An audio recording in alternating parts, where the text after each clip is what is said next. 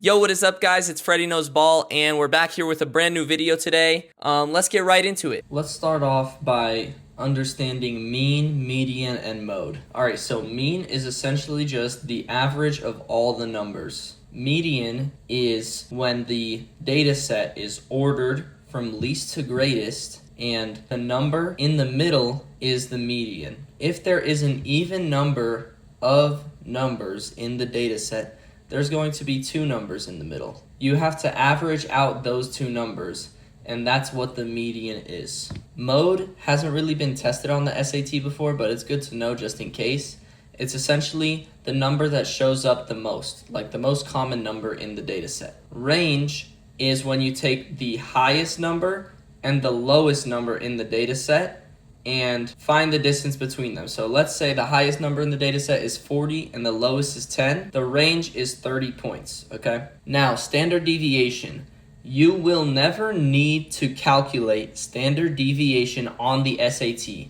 You just have to understand it. Low standard deviation means that there is less spread, that there is more towards the middle of the data set. High standard deviation means there is more spread, that there's more data points towards the edges of the data set, towards the minimum and maximum. If you guys understand those things, data sets, centers of data, all that stuff on the SAT will be an extremely smooth experience for you guys. Let's get into some practice. Which of the following lists represents a data set that has the same median as the data set shown? Alright, so we're just looking for the median. So in this data set, we see if we find the middle number, it is 8. There's 3 numbers to the left of it, and there's 3 numbers to the right of it. We see the 8 in the middle. So the median is 8.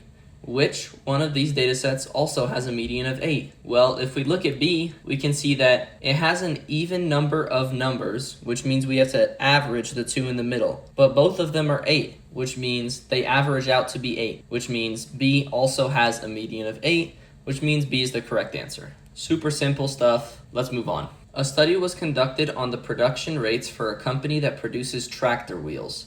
The table below shows the number of wheels made during 11 consecutive 1-hour production periods. What is the range of the number of wheels made for the 11 1-hour periods? Alright, so this one's asking us the range. Remember what I said the range was. It is the maximum minus the minimum. It's that simple, okay? So the maximum number in this data set is 24. The minimum number is 19. 24 minus 19 is 5. The answer is B, 5. So it's really that simple, guys. Range is honestly my favorite one. I know it's kind of weird to have a favorite one, but I don't know. I just think it's kind of cool. All you have to do is subtract the highest number by the lowest number. Now this is standard deviation, okay? This is where standard deviation comes into play. Luckily, all we need for this is our brains. We don't need to write anything on a piece of paper. We don't need to go into Desmos, anything like that. So let's go ahead and look at this. The dot plots represent the distributions of values in datasets A and B.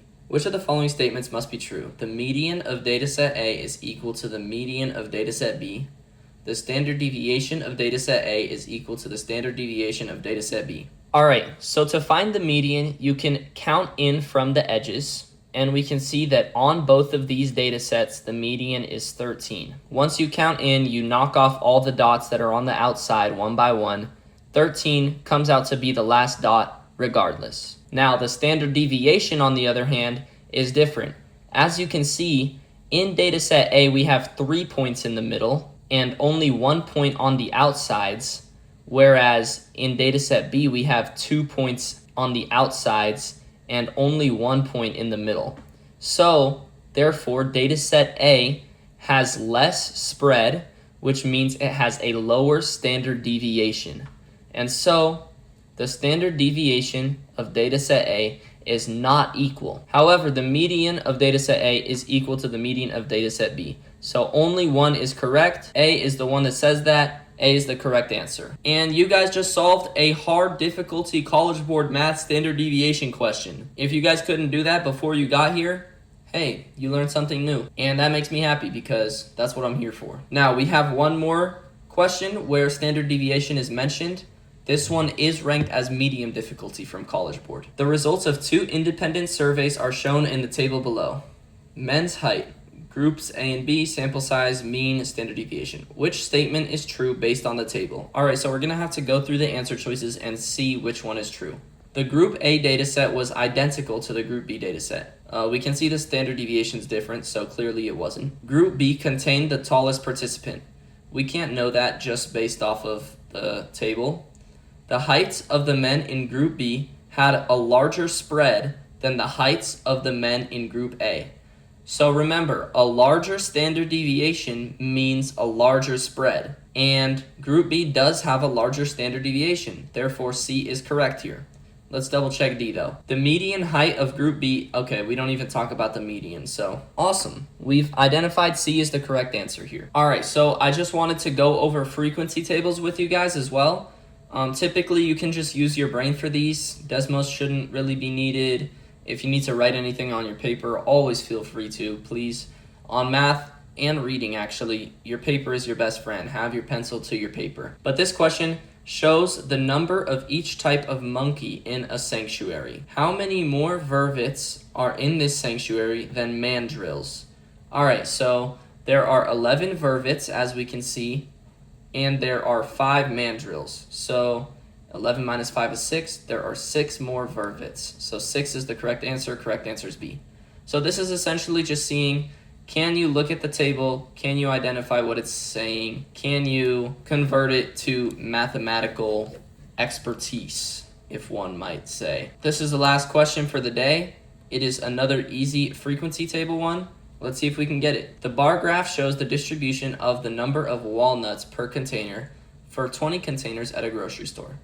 Number of walnuts per container and the frequency is shown on the graph. How many of these containers of walnuts contain exactly 78 walnuts? Alright, so the frequency when it's 78 is 7. And so the answer here is 7. And B says 7. B is the correct answer.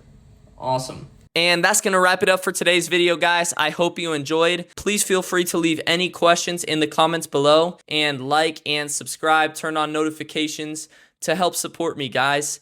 And I'll see you guys in the next one. Peace.